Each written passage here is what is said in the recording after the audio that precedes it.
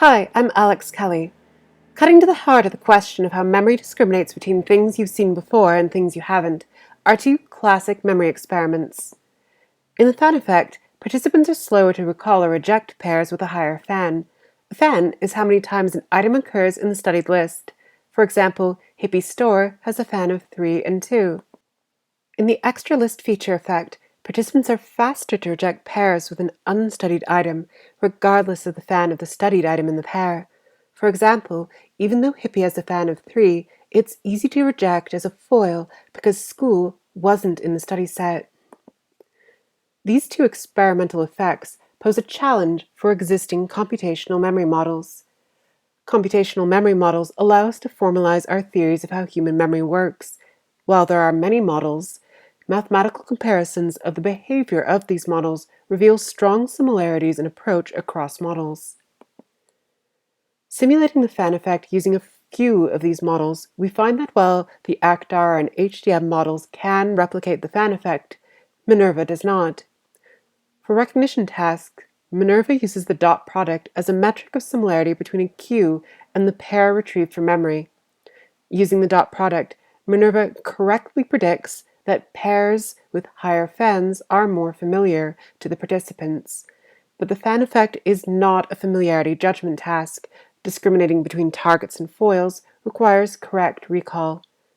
For recall tasks, Minerva standardly uses the vector cosine as a metric instead. The cosine is constant across fans, failing to predict increasing difficulty with higher fan. We note that the ACT-R and HDM models use two memory recalls, one for each item in the pair, and adopt the same strategy with Minerva. When we do so, Minerva is able to correctly predict the fan. A mathematical analysis of the models reveals that Minerva's failure to predict the fan effect is due to mutually reinforcing partial matches, which is eliminated by using two cues instead of one. Other solutions may be possible, such as using two separate similarity comparisons for each item in the pair instead of two separate recalls. One intriguing possibility is raised by the RSS and IRM models, developed to account for another task that Minerva fails on, the ELF task. RSS and IRM propose contradiction as what's missing from Minerva. But the IRM's notion of contradiction is more accurately a sensitivity to the variance of the retrieved information from memory.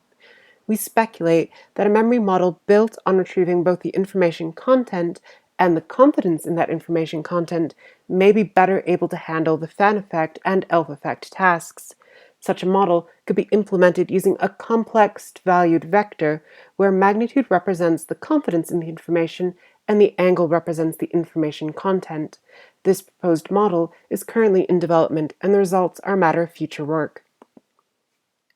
Is there something fundamental missing from current memory theories, like confidence or contradiction, or is a change in memory recall strategy sufficient to well account for performance on these tasks?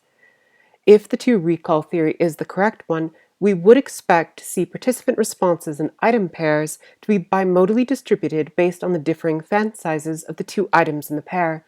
Testing this prediction would require further experimental work.